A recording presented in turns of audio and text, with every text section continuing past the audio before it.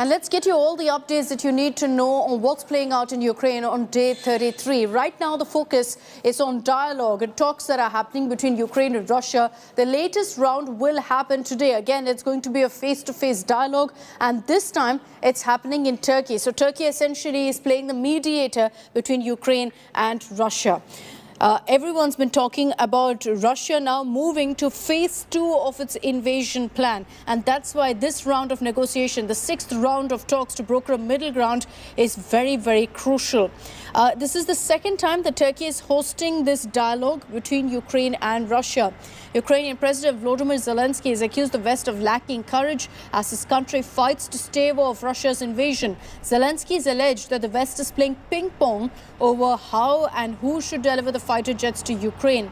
This comes as Ukraine alleged that Russia wants to divide the country into 2 parts and then install a puppet government in the occupied area. Ukraine has said that their resistance will grow into total guerrilla warfare and they will derail Russia's plan of trying to impose a proxy government. Попереду і новий раунд переговорів, бо ми шукаємо миру, реально, без затягування. Як мені доповіли, є можливість і потреби для очної зустрічі вже на території Туреччини. Це непогано. Подивимось на результат. Наші пріоритети у переговорах відомі. Суверенітет, територіальна цілісність України не підлягають сумніву. Дієві гарантії безпеки для нашої держави обов'язкові. Очевидна і наша мета – мир і якнайшвидше відновлення нормального життя в рідній нашій державі. These reporters are back in the war zone to get you all the updates of what's playing out in Ukraine. And we've been getting you several stories of how civilians have been picking up arms. War veterans have played a crucial role in that, in training these civilians to ensure that they're fully equipped to take on the mighty Russian forces. And there are US war veterans who also volunteered now and joined the fight in Kyiv to help civilians and train them. Gaurav Sawant got us this report. We're currently at the Kyiv railway station. There's curfew in place. If you notice, it's pitch dark all around. And we have to stay here till 7 in the morning. But here I bumped into Marshall and John. Marshall is from the United States of America. John is from Canada. And gentlemen, what brings you here? To help the people of Ukraine. And how do you intend helping them? I feel like with my military background, training and experience that I've gathered while serving, I can utilize here. Teaching. So Marshall incidentally is a combat veteran. He's had extensive tours of duty overseas with the US Armed Forces. John, you're helping as a volunteer. What Correct. do you do? So I'm actually bringing donations from Canada. I'll be volunteering at the Medika border crossing, just helping refugees. I passed through there a couple days ago. They definitely need all the assistance that they can get, 100%. So what kind of training will you give here? I mean, will you be a part of the foreign legion? Will you be a part of combat, or will you only train? I really don't know yet. Maybe both, one or the other. I hope whatever difference I make, it's a positive impact. This actually could have an impact on your life. I mean, the Russian forces on the other side, and you'd be fighting as an American citizen fighting in Ukraine. Yes, it's very possible.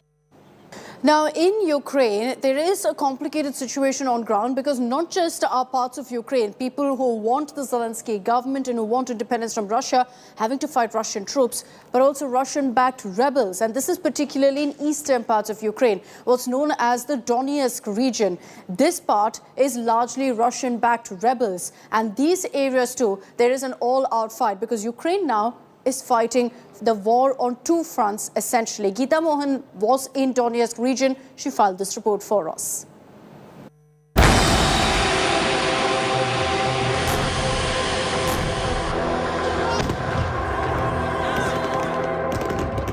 Ukraine is fighting a 2-front war.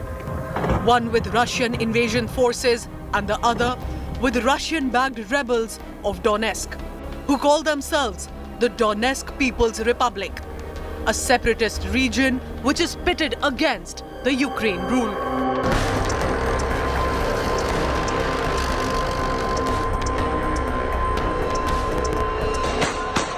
as Ukrainians battle it out against Russian aggression, images from southeastern Ukraine tell a different story. India today visited this rebel stronghold of Donetsk to find strong support for Russian President Volodymyr Putin and his invasion. In Donetsk, most cars were seen with pro-Russia Z signs. The anti-Ukrainian sign is a call for independence from Ukraine. Z denotes independence. Russia and the breakaway factions of Donbas region, Donetsk, what they call Donetsk People's Republic, DPR, are together fighting the Ukrainians. And the two signs that they use are signs that Ukraine also recognizes distinctly as being anti-Ukraine, which is V for victory and Z for independence. In Donetsk, you will not see a lot of V signs, you'll see Z. Why? Because the call is for independence. So a lot of cars over here that you see have the Z sign, only saying that they do not want to remain with Ukraine, they want independence. Russian supporters in downtown Donetsk were also seen paying homage to the lives lost in the Tochka-U missile attack, carried out by the Ukrainians on 14th March. More than 20 people were allegedly killed in the attack, which left marks of shelling on residential buildings. This is the building that got hit, and I'll show you. This is where it landed. 20 people were killed. That's the memory. That's the memory of the people whose lives were lost. And the entire building over here, you can see the marks of shelling. If you see, there are marks of shelling everywhere in the building. Lately, it's noted that the attacks are even more frequent than before. I talked with some military personnel, and it's totally speculative what I'm going to say. But one possible explanation is that Ukrainian troops, which are stationed in Donetsk, or near Donetsk right now, it's possibly more than 50,000 of them. So it's a huge troop, and possibly they are sending the sort of a message. The Moscow-backed separatists have ruled the Donbas region for 8 years now. Russia is now using them as tools to gain upper hand in the invasion war. Will there be a ceasefire? Will there be an end to war? Can there be negotiations where both sides' demands are met and kept? We'll be reporting on that. Vidush journalist Satya Rautre in Donetsk, Geeta. Russia clearly isn't backing off. They're going all guns blazing even now in parts of Ukraine. And it's not just with airstrikes and missile strikes. What we're also seeing is in the south, from the Black Sea coast, from the Sea of Azov, Russia continuing to strike. In fact, Russian Navy Buyan M missile boat also fired 4 caliber cruise missiles, and that reported widespread destruction and damage.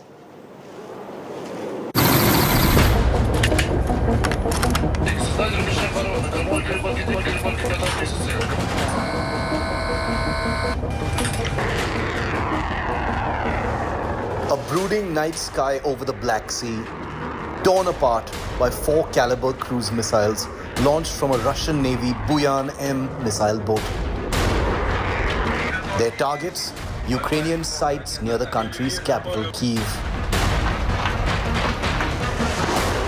Capable of hitting targets hundreds of kilometers away with devastating accuracy, the use of caliber cruise missiles signals a shift into the realm of advanced weaponry in the second phase of this war.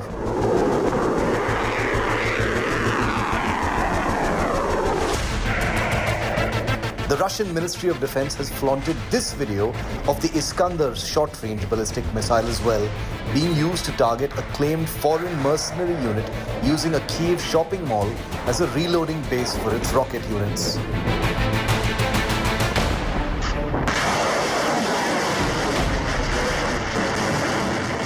The third major Russian missile system being used is the Yakhont high-speed cruise missile, seen here being launched against a Ukrainian weapons depot in the western part of the country.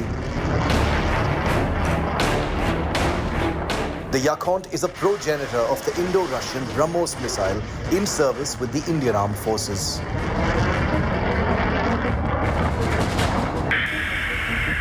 And the missile that Russia has used for the first time in combat, the Kinzhal hypersonic air-launched cruise missile, seen here smashing into a Ukrainian underground weapons depot.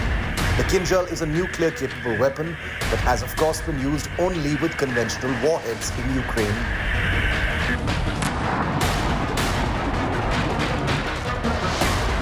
Four advanced Russian missile systems, all four being used in anger against Ukraine. The damage they're causing, plain for their makers and the world to see.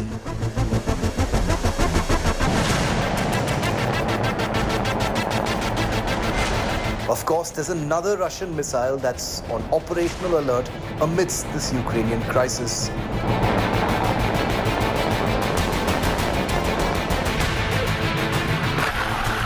A weapon stored away secretly inside Russia's Bore-class nuclear ballistic missile submarines. A weapon that will hopefully never be used. The Bulava, a submarine-launched intercontinental range ballistic missile. A Cold War weapon that could bring about the end of the world if ever fired in anger. A weapon whose heightened state of alert has sparked nuclear fears across the world. As Russia's war in Ukraine rumbles forward in its second month, missile power will define the onward march. Bureau Report, India Today.